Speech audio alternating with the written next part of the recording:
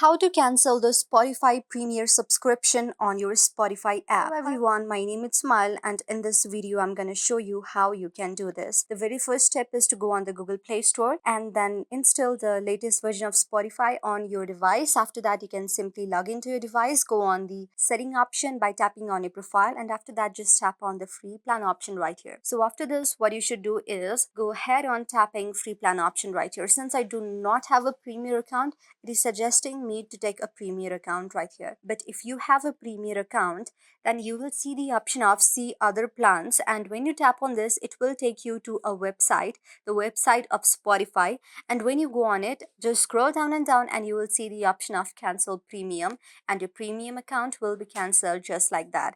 So yes, that is how you can do it. If you cannot do it, then you can simply report the problem of Spotify and the Spotify will give you a feedback after a few days and your problem will be solved just like that.